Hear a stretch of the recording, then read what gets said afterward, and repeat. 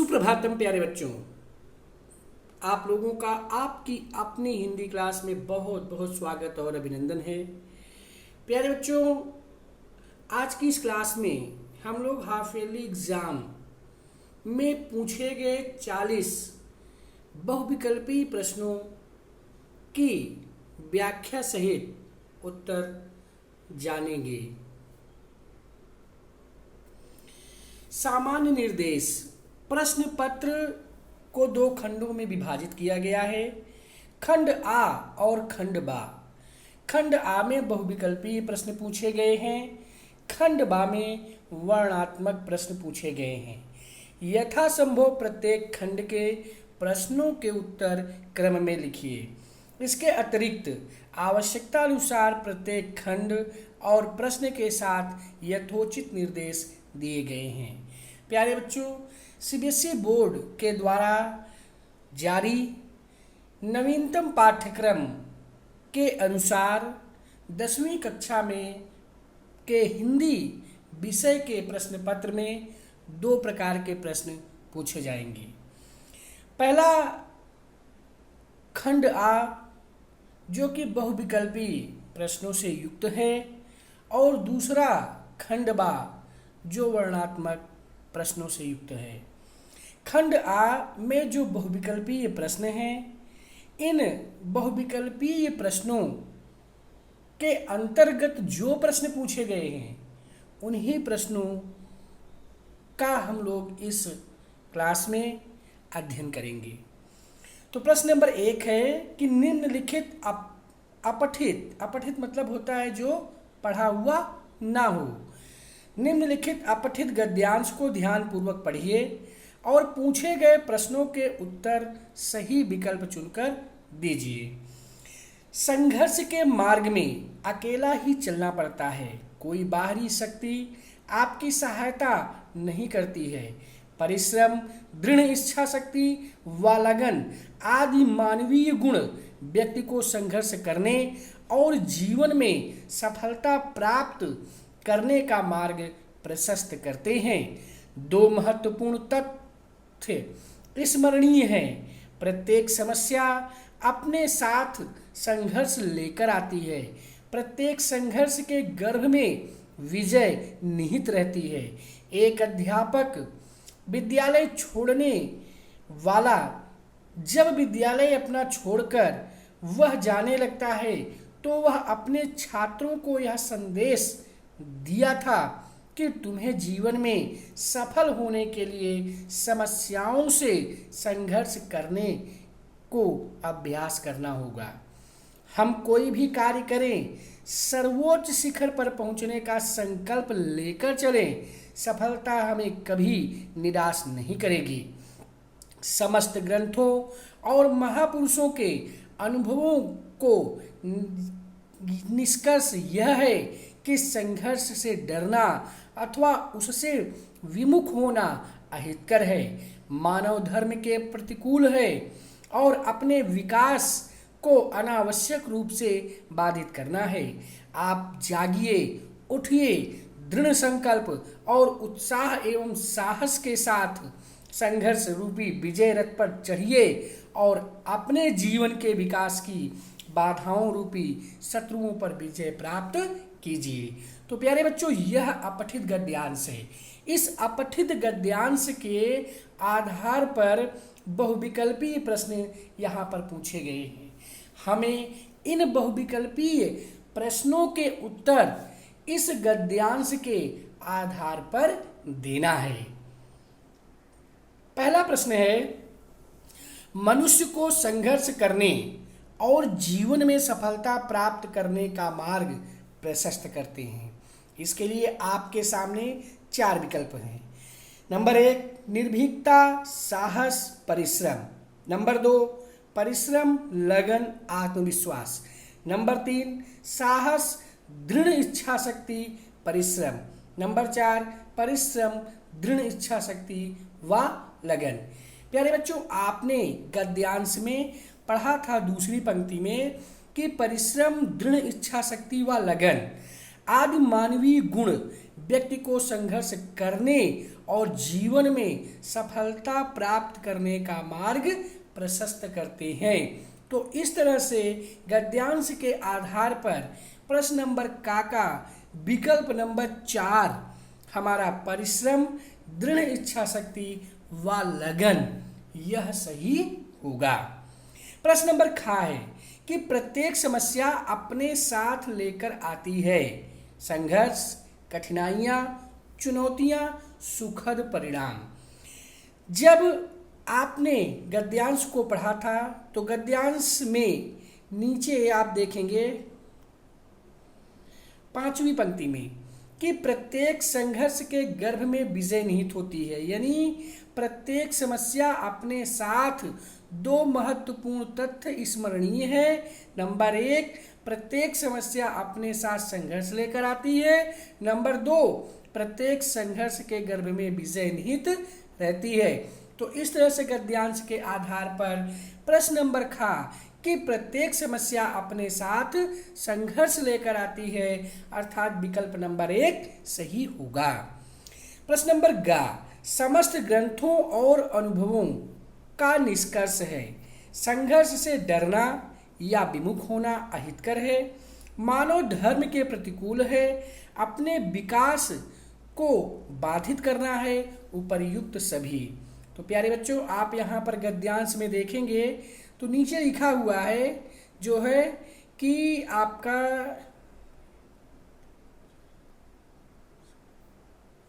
10वीं पंक्ति में है कि समस्त ग्रंथों और महापुरुषों के अनुभवों को निष्कर्ष यह है कि संघर्ष से डरना अथवा उससे विमुख होना अहितकर है, मानव धर्म के प्रतिकूल है और अपने विकास को अनावश्यक रूप से बाधित करना है।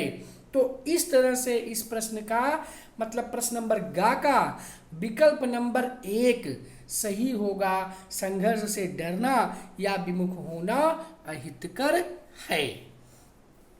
इसके बाद प्रश्न नंबर मानवीय शब्द में मूल शब्द और प्रत्यय क्या है?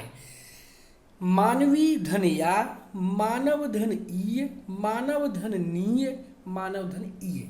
तो प्यारे बच्चों, यहाँ पर जो मूल शब्द है वह है आपका मानव और जो प्रत्यय इसमें लगा है वह है ईय।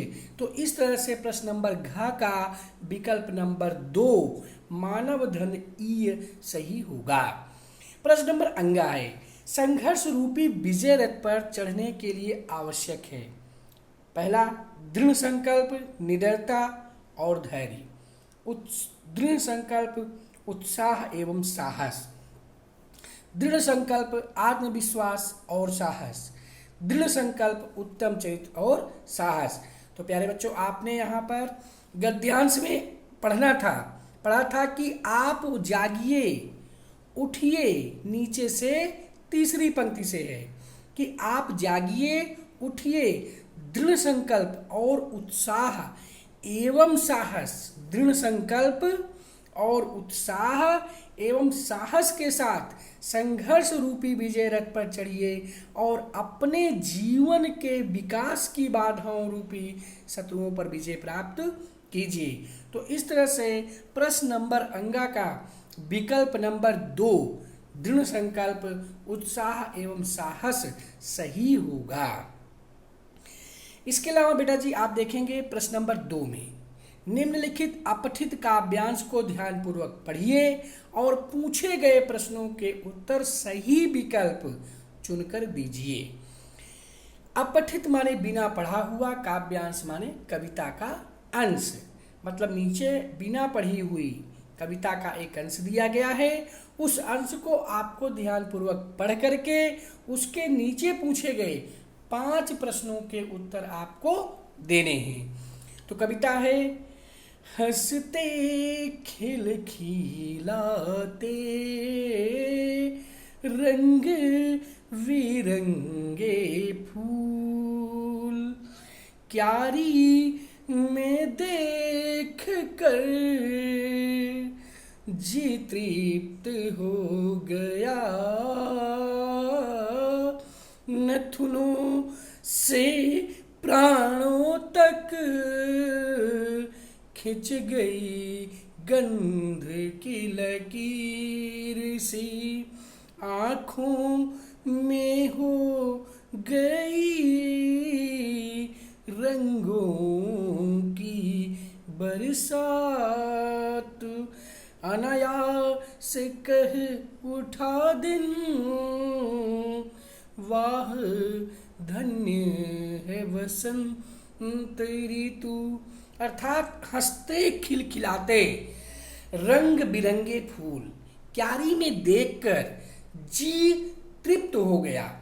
नथुनों से प्राणों तक खिंच गई गंध की लकीर सी, आंखों में हो गई रंगों की बरसात, अनायास कह उठा दिल, वाह धन्य है वसंत ऋतु। यहाँ पर प्रकृति का सुंदर चित्रण किया गया है और प्रकृति में यहाँ पर जो ऋतुराज हैं अर्थात बसंत, बसंत का इस पूरे कविता में वर्णन है। और बसंत के समय में चारों तरफ हरियाली छा जाती है, वृक्ष पेड़ पौधे पर नए नए कोपले आ जाती हैं, चारों तरफ उत्साह उमंग प्रसन्नता हर्षोल्लास का वातावरण छा जाता है। तो जो भी इस तरह के दृश्य को देखता है उसका मन प्रफुल्लित हो जाता है, प्रसन्न हो जाता है। तो प्रश्न नंबर 1 है इसमें कि कवि ने किस ऋतु का वर्णन किया है? पतझड़, वसंत, वर्षा और ग्रीष्म। तो प्यारे बच्चों जी, आप इस काव्यांश की सबसे अंतिम पंक्ति में देखेंगे कि अनायास कह उठा दिल, वाह धन्य है वसंत ऋतु। तो निश्चित रूप से वसंत ऋतु का यहाँ पर नाम भी आया है और बसंत ऋतु का ही वर्णन पूरे काव्यांश में है। इसलिए प्रश्न नंबर का विकल्प नंबर 2 वसंत सही होगा। प्रश्न नंबर खा, रंग बिरंगे फूलों को देखकर कवि के हृदय में कौन सा भाव आया? प्रसन्नता का, कृतज्ञता का, संतुष्टि का, चापलूसी का। निश्चित रूप से जब कोई भी व्यक्ति प्रकृति की सुंदर दृश्य को देखता है, ललहाते रंग बिरंगे फूलों को देखता है तो उसका मन प्रसन्न हो जाता है। तो इस तरह से यहाँ पर प्रश्न नंबर खा में विकल्प नंबर 1 प्रसन्नता यह सही होगा। अपितु यहाँ पर संतुष्टि शब्द भी है विकल्प नंबर 3 में, लेकिन यदि हम देखें प्रसन्नता और संतुष्टि इन दोनों में अगर सर्वाधिक रूप से सही क्या है हमारा उत्तर, तो वह होगा प्रसन्नता अर्थात आनंद। इसके बाद प्रश्न नंबर गा, गंध की लकीर से क्या अभिप्राय है? गंध की रेखा, हृदय में सुगंध की अनुभूति, खुशबू, सुगंध से हृदय में प्रसन्नता की अनुभूति। गंध की लकीर, गंध का मतलब होता है सुगंध, यानी जब प्रकृति के चारों तरफ रंग बिरंगे फूल अपनी गंध को छोड़ते हैं तो उनके गंध को सूंघ कर या उनके गंध का अनुभव करके व्यक्ति का हृदय प्रसन्नता से प्रफुल्लित हो जाता है, आनंदित हो जाता है। तो इस तरह से प्रश्न नंबर गा का विकल्प नंबर 4 सुगंध से हृदय में प्रसन्नता की अनुभूति सही होगा। यानी गंध की लकीर सी से क्या अभिप्राय है, तो इसका सही उत्तर होगा विकल्प नंबर 4 सुगंध से हृदय में प्रसन्नता की अनुभूति होना। इसके बाद प्रश्न नंबर घा है, काव्यांश का उपर्युक्त शीर्षक होगा रंग बिरंगे फूल, बसंत ऋतु, गंध की लकीर, रंगों की बरसात। बेटा जी, आपने जब कभी काव्यांश को पढ़ा तो काव्यांश की अंतिम ही पंक्ति में है धन्य है बसंत ऋतु। तो निश्चित रूप से इस पूरे काव्यांश में बसंत ऋतु का वर्णन किया गया है, इसलिए इस काव्यांश का शीर्षक होगा बसंत ऋतु। सुगंध शब्द का विलोम है दुर्गंध, महक, विस्तार, इनमें से कोई नहीं। इस प्रश्न का उत्तर सभी लोगों को पता भी होगा। इस प्रश्न का सही उत्तर है विकल्प नंबर 1 दुर्गंध। सुगंध का विलोम दुर्गंध होता है। इसके बाद बेटा जी फिर हम लोग आते हैं, यहाँ तक हमने अपठित गद्यांश और अपठित काव्यांश के विषय में अध्ययन किया। अब हम चलते हैं व्याकरण पोर्शन की ओर, क्योंकि व्याकरण के अंतर्गत आपसे 2 प्रकार के प्रश्न पूछे गए थे। एक वाक्य के आधार पर, वाक्य में आपका रचना के आधार पर, और दूसरा वाच्य के आधार पर। तो रचना के आधार पर वाक्य से संबंधित सरल वाक्य, संयुक्त वाक्य और मिश्रित वाक्य से संबंधित प्रश्न पूछे गए थे। पहला प्रश्न है इसमें कि उसने परिश्रम तो बहुत किया किंतु सफलता नहीं मिली। तो बेटा जी हमने आपको सबसे पहले बताया था ट्रिक कि हमें सबसे पहले यह देखना है कि इस पंक्ति में कौन सा वाक्य है, सरल वाक्य है कि संयुक्त वाक्य है कि मिश्रित वाक्य है कि इनमें से कोई नहीं। उसने परिश्रम तो बहुत किया, यहाँ पर हमारा एक वाक्य समाप्त होता है। सफलता नहीं मिली, यह हमारा दूसरा वाक्य है।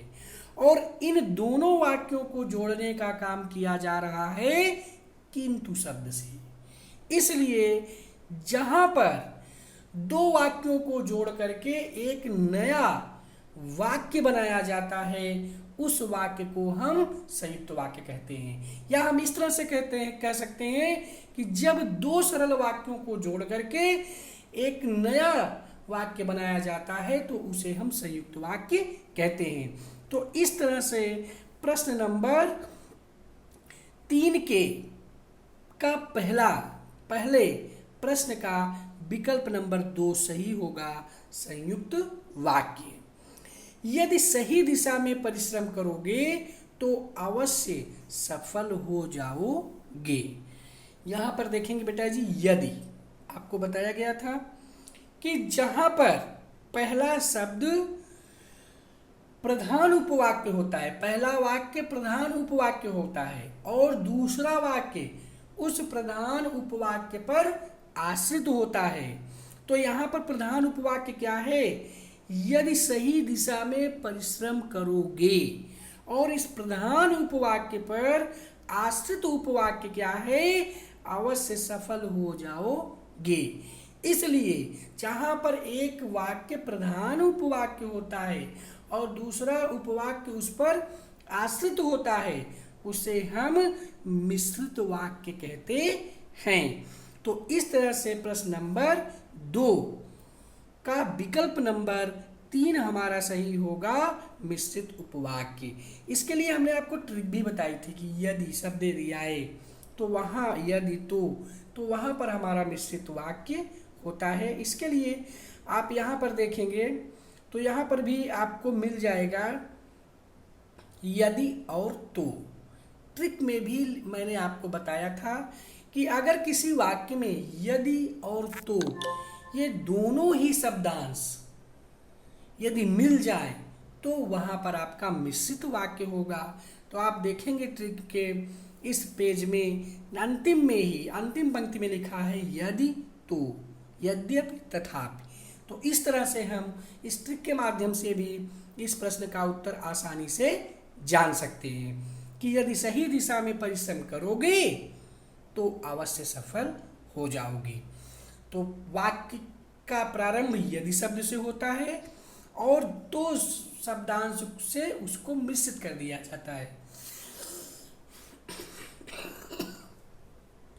तो यहाँ पर हमारा प्रश्न नंबर 2 का विकल्प नंबर 3 मिश्रित वाक्य सही होगा। मजदूर मेहनत करता है किंतु उसके लाभ से वंचित रहता है। तो प्यारे बच्चों, यहाँ प्रश्न नंबर 3 में मजदूर मेहनत करता है, एक वाक्य समाप्त होता है, उसके लाभ से वंचित रहता है, यह दूसरा वाक्य है। यानी 2 सरल वाक्यों को जोड़ करके जो एक नया वाक्य बनाया जाता है वह संयुक्त वाक्य है। तो यहाँ किंतु शब्द से जो है इन दोनों वाक्यों को जोड़ने का काम किया गया है, अर्थात जो है मजदूर मेहनत करता है और उसके लाभ से वंचित रहता है। इन दोनों वाक्य को जोड़कर संयुक्त वाक्य बनाया गया है। अतः प्रश्न नंबर 3 का विकल्प नंबर 3 संयुक्त वाक्य सही होगा। इसके अलावा ट्रिक के माध्यम से यदि आप देखेंगे तो यहाँ पर जो पहचान के शब्द हैं संयुक्त वाक्य के, और, एवं, तथा, या, अथवा, इसलिए, अतः, फिर भी, तो, नहीं तो, किंतु शब्द देखिए आपको यहाँ पर मिल रहा है, जो कि योजक शब्द है और दो वाक्यों को जोड़ने का कार्य कर रहा है। तो इस तरह से योजक शब्द किंतु के होने के कारण भी यहाँ पर आपका संयुक्त वाक्य होता है। तो प्रश्न नंबर 3 का विकल्प नंबर 3 सही होगा। इसके बाद प्रश्न नंबर 4 है, राजनीति अब एक व्यवसाय बनती जा रही है जो गुंडागिरी के बल पर चलती है। संयुक्त वाक्य है, मिश्र वाक्य है, सरल वाक्य है, इनमें से कोई नहीं। तो बेटा जी प्रश्न नंबर 4 का विकल्प नंबर 2 मिश्र वाक्य सही है। इसके लिए हमने आपको ट्रिक बताया था। ट्रिक यह बताया था कि जब हम मिश्र वाक्य में देखते हैं तो वहाँ पर आप जैसे ही मिश्र वाक्य के ट्रिक की ओर जाएंगे तो वहाँ आपको मिलेगा दूसरी पंक्ति में कि, ताकि, जैसा कि, क्योंकि और जो, जितना, उतना। अब ये जो शब्द है यह वाक्य को मिश्र करने का काम कर रहा है। यहाँ पर भी आप देखेंगे कि जिन वाक्यों में एक प्रधान उपवाक्य हो और अन्य आश्रित गौड़ उपवाक्य हो, जो आपस में कि, जो यहाँ भी है, क्योंकि, जितना, उतना, जैसा, वैसा, इन सभी शब्दों से जोड़ने का कार्य करते हैं, तो वहाँ पर हमारा क्या होता है, मिश्र वाक्य। तो यदि हम ट्रिक के माध्यम से देखते हैं तो जो हमारा प्रश्न नंबर 4 है कि राजनीति अब एक व्यवसाय बनती जा रही है, यह प्रधान उपवाक्य है, और जो इस योजक शब्द के द्वारा आश्रित उपवाक्य अर्थात गुंडागिरी के बल पर चलती जा रही है, इसको मिश्रित किया गया है। तो इसलिए हमारा यहाँ पर मिश्र वाक्य है। और यदि हम ट्रिक की ओर जाएंगे तो वहाँ पर जो शब्दांश होने के कारण भी यह हमारा मिश्र वाक्य है। तो प्रश्न नंबर 4 का विकल्प नंबर 2 सही होगा। प्रश्न नंबर 5 है, निम्न में से संयुक्त वाक्य का चयन कीजिए। जो परिश्रम करता है वह आगे बढ़ता है। जो परिश्रम करता है वही आगे बढ़ता है, यह आपका मिश्र वाक्य है, क्योंकि यहाँ पर जो शब्दांश है और वही, ठीक, तो इसलिए यह आपका मिश्र वाक्य है। तो यह पहला विकल्प आपका सही नहीं होगा।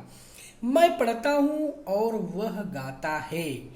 प्रश्न नंबर 5 का विकल्प नंबर 2, यहाँ पर मैं पढ़ता हूँ एक वाक्य है, वह गाता है 2 वाक्य है, और योजक चिन्ह के द्वारा और योजक शब्द के द्वारा इन दोनों वाक्य को जोड़ करके संयुक्त वाक्य बनाया गया है। इसलिए प्रश्न नंबर 5 का विकल्प नंबर 2 संयुक्त वाक्य है और यही विकल्प सही होगा। तो इस तरह से प्रश्न नंबर 5 का विकल्प नंबर 2 मैं पढ़ता हूं और वह गाता है, यह सही होगा। प्रश्न नंबर 6, निम्न में से सरल वाक्य का चयन कीजिए। सरल वाक्य में एक ही उद्देश्य और उस उद्देश्य के अनुसार एक ही विधेय होता है। यानी सरल वाक्य में एक कर्ता होता है और उस कर्ता के अनुसार ही उसकी क्रिया का प्रयोग किया जाता है। तो उसने कहा कि कार्यालय बंद हो जाएगा। यहाँ पर कि शब्दांश है जो कि संज्ञा उपवाक्य है, मिश्रित उपवाक्य का भेद। तो इस तरह से यह आपका मिश्रित वाक्य है, यह नहीं होगा।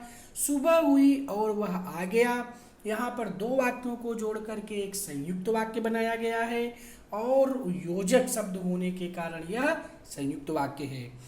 राहुल धीरे धीरे लिखता है, यहाँ पर राहुल करता है और उस कर्ता राहुल के अनुसार ही क्रिया लिखता है का प्रयोग किया गया है। इसके बाद चौथा विकल्प है, जो बड़े हैं उन्हें सम्मान दो। तो जो शब्दांश होने के कारण यह भी हमारा मिश्रित वाक्य है। तो निम्न में से सरल वाक्य हमारा क्या होगा? सरल वाक्य होगा राहुल धीरे धीरे लिखता है। तो प्रश्न नंबर 6 का विकल्प नंबर 3 हमारा सही होगा। प्रश्न नंबर 7 है कि निम्न में से मिश्र वाक्य का चयन कीजिए। रोहन आम खा रहा है, यह आपका सरल वाक्य है। वह पंडित है किंतु हठी है, यह आपका संयुक्त वाक्य है। आकाश में बादल गरजता है, यह आपका सरल वाक्य है। वह कौन सा व्यक्ति है जिसने महात्मा गांधी का नाम नहीं सुना है? जिसने, जिन्होंने, जिनसे, जिसमें इत्यादि ये सभी शब्द विशेषण उपवाक्य मिश्रित वाक्य हैं। तो इस तरह से आपका मिश्रित वाक्य का जो उदाहरण है वह प्रश्न नंबर 7 का विकल्प नंबर 4 है कि वह कौन सा व्यक्ति है जिसने महात्मा गांधी का नाम नहीं सुना। अतः प्रश्न नंबर 7 का विकल्प नंबर 4 सही होगा। इसके बाद प्रश्न नंबर 8, उसने कहा कि मैं घर जाऊंगा।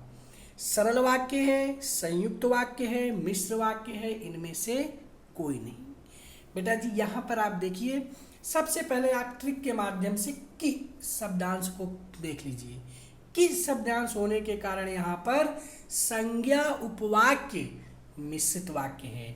तो इस तरह से हमारा जो प्रश्न नंबर 8 है उस प्रश्न नंबर 8 का विकल्प नंबर 3 मिश्र वाक्य सही होगा।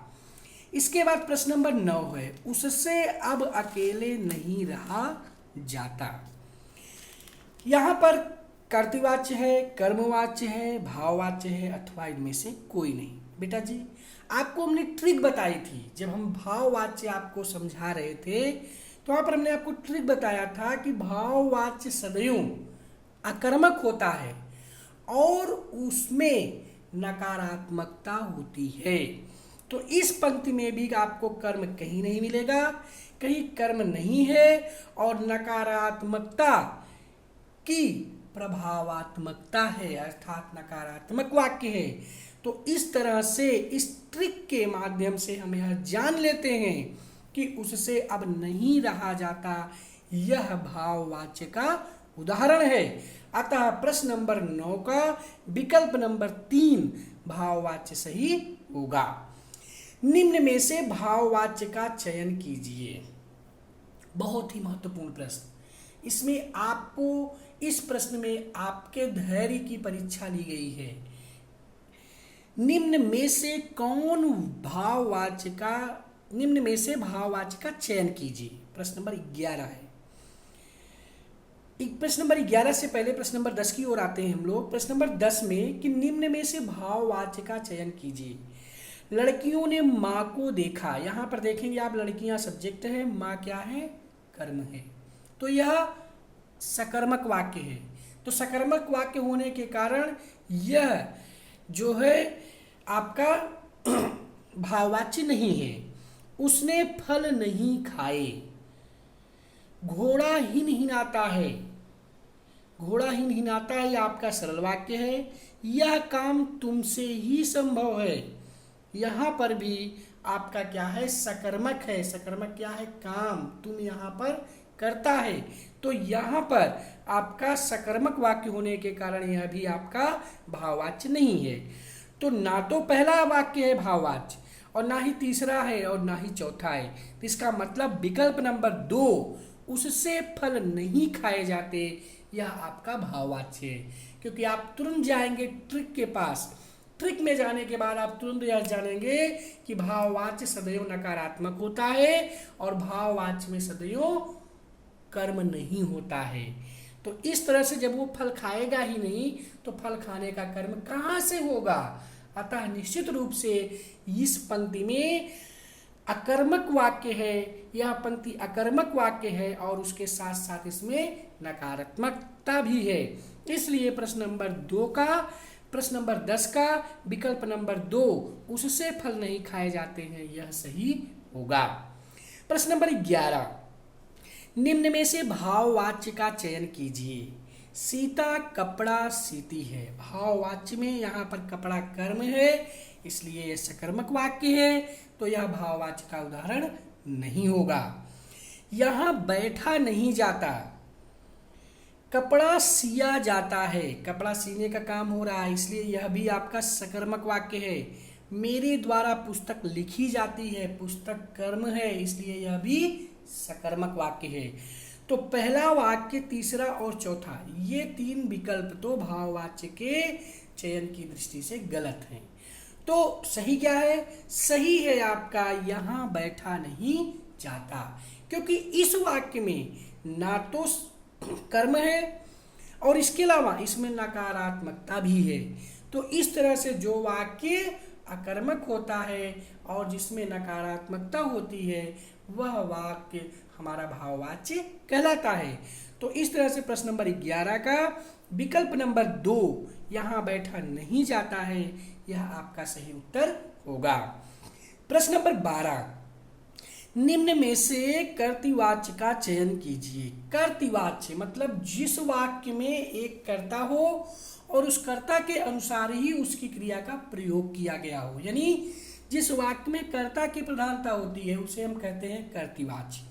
तो मोहन पुस्तक पढ़ता है, आपका पहला ही विकल्प सही है, क्योंकि मोहन करता है और उसी के अनुसार क्रिया पढ़ना का प्रयोग किया गया है, अतः आपका कर्तृवाच्य का उदाहरण क्या होगा?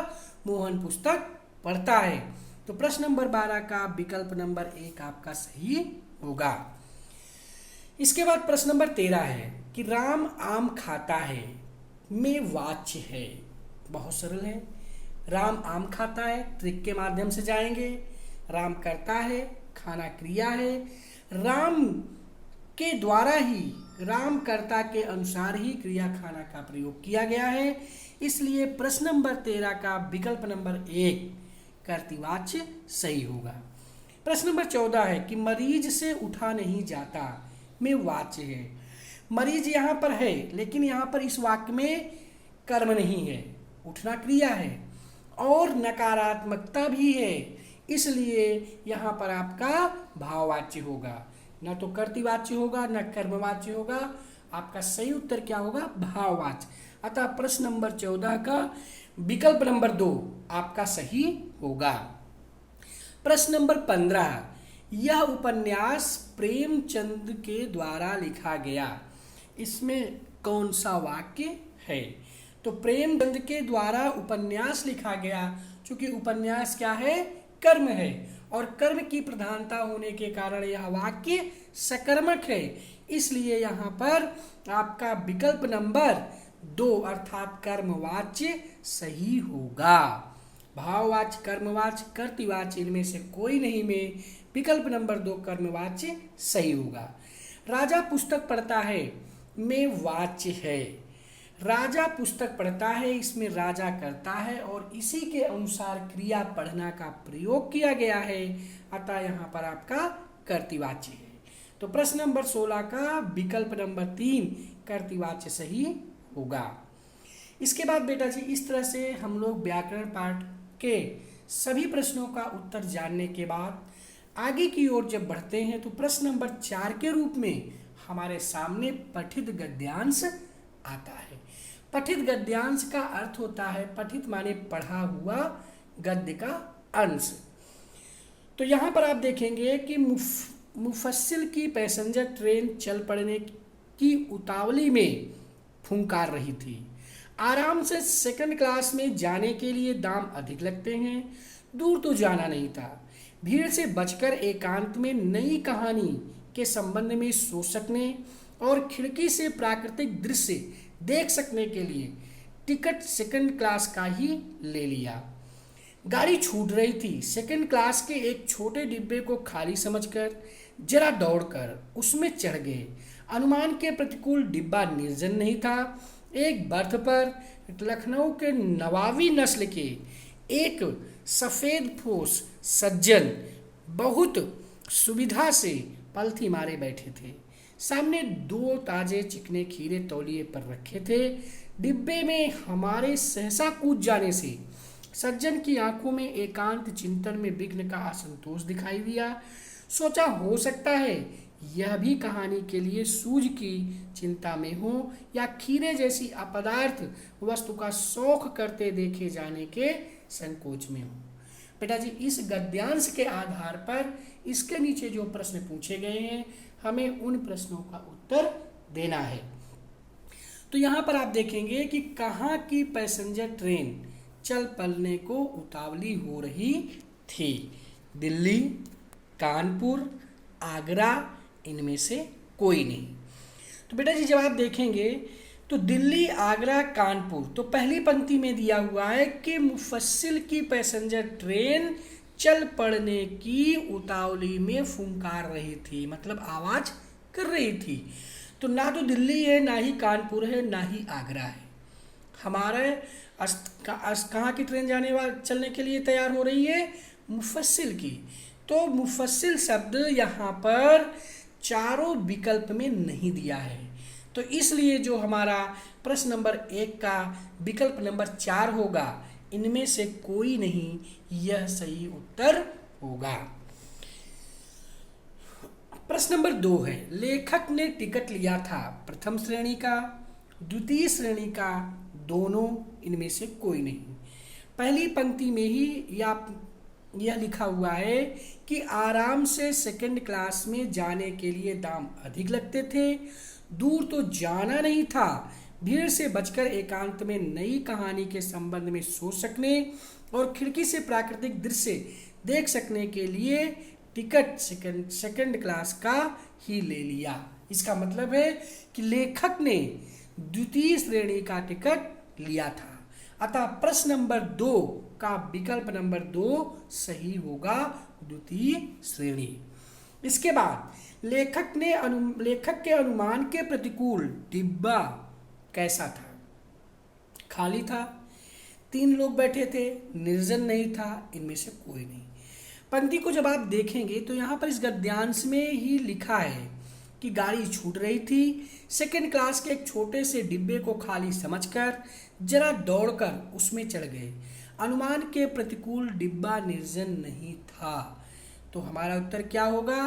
लेखक के अनुमान के प्रतिकूल डिब्बा निर्जन नहीं था, अर्थात प्रश्न नंबर 3 का विकल्प नंबर 3 सही होगा। इसके बाद खीरे कहाँ रखे थे? तौलिए पर, सीट पर, लोटे पर, इनमें से कोई नहीं। तो आप देखेंगे कि सामने 2 ताजे चिकने खीरे तौलिए पर रखे थे, ऐसी पंक्ति गद्यांश में है, इसलिए इस पंक्ति के अनुसार जो हमारा उत्तर होगा कि खीरे कहाँ रखे थे, वह हमारा होगा प्रश्न नंबर 4 का विकल्प नंबर 1, तौलिए पर।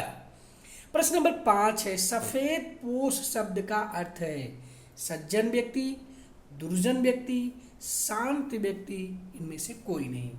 तो सफेद पोश शब्द का अर्थ होता है सज्जन व्यक्ति। तो इस तरह से प्रश्न नंबर 5 का विकल्प नंबर 1, सज्जन व्यक्ति, सही होगा। इसके बाद प्रश्न नंबर पठित गद्यांश के आधार पर सीबीएसई बोर्ड के नए नियम के अनुसार 5 बहुविकल्पी प्रश्न तो पठित गद्यांश के आधार पर होते हैं, इसके बाद 2 प्रश्न पूरे गद्यांश के आधार पर पूछे जाते हैं। तो प्रश्न नंबर 5 में निम्नलिखित प्रश्नों के उत्तर सही विकल्प चुनकर दीजिए। ये दोनों प्रश्न, प्रश्न नंबर 5 के दोनों प्रश्न ये पठित गद्यांश के आधार पर नहीं पूछे गए हैं, अपितु यह पूरे गद्य खंड से पूछे गए हैं, इसलिए हम इसका उत्तर जो है वह पठित गद्यांश के आधार पर नहीं देंगे। तो लखनवी अंदाज के लेखक हैं स्वयं प्रकाश, रामवृक्ष वेनीपुरी जी, यशपाल, इनमें से कोई नहीं। तो स्वयं प्रकाश जी की रचना आपने पढ़ी है। स्वयं प्रकाश जी की रचना क्या है? नेताजी का चश्मा। रामवृक्ष वेनीपुरी जी की रचना है, यशपाल जी की रचना है लखनवी अंदाज। उसके बाद तो इस तरह से जो लखनवी अंदाज के लेखक हैं वह है यशपाल। तो प्रश्न नंबर 1 का विकल्प नंबर 3 हमारा सही होगा, लखनवी अंदाज। तो स्वयं प्रकाश जी की रचना है नेताजी का चश्मा। राम वृक्ष बेनीपुरी जी की रचना है बाल गोविंद भगत। और यशपाल जी की रचना है लखनवी अंदाज। तो इस तरह से प्रश्न नंबर 1 का विकल्प नंबर 3 यशपाल जी सही होंगे। प्रश्न नंबर 2 है, राम वृक्ष बेनीपुरी की रचना है बाल गोविंद भगत, नेताजी का चश्मा, लखनवी अंदाज। तो प्यारे बच्चों, बाल गोविंद भगत यह राम वृक्ष बेनीपुरी जी की रचना है, नेताजी का चश्मा स्वयं प्रकाश की रचना है, लखनवी अंदाज यह यशपाल की रचना है। तो इस तरह से प्रश्न नंबर 2 का विकल्प नंबर 1 बाल गोविंद भगत सही होगा।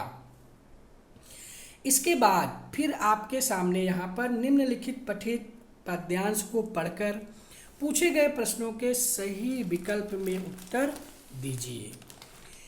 बिहसु लखन बोले मृदुबानी, अहो मुनीस महाभटमानी, पुनि पुनि मोहि देखाव कुठारू, अचाहत उड़ावन फूकी पहाड़ू, इहाँ कुम्हड़ बतिया को नाही, जे तर्जनी देखी मर जाही, देखी कुठारू सरासन बाना, मैं कछु कहा सहित अभिमाना, भृगुसुत समुझ जनेऊ बिलोकी, जो कछु कहूँ सहूँ ऋषि रोकी, सुर महिसुर हरिजन अरुगाई, हमरे कुल इन पर न सुराई, बधे पाप अपकीरत हारे, मरे तो पाप परे तुम्हारे, कोटि कुलिस सम बचन तुम्हारा, व्यर्थ धरऊं धनु बाण कुठारा, जो बिलोकी अनुचित कहूँ क्षमऊ महामुनि धीर, असुनि सरोस भृगवंश मुनि, बोले गिरा गंभीर।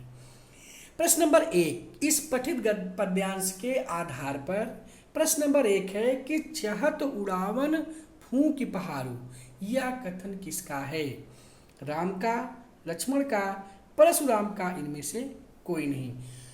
तो जो यह पंक्ति है चहत उड़ावन फूंक पहाड़ू, यह पंक्ति लक्ष्मण जी की है।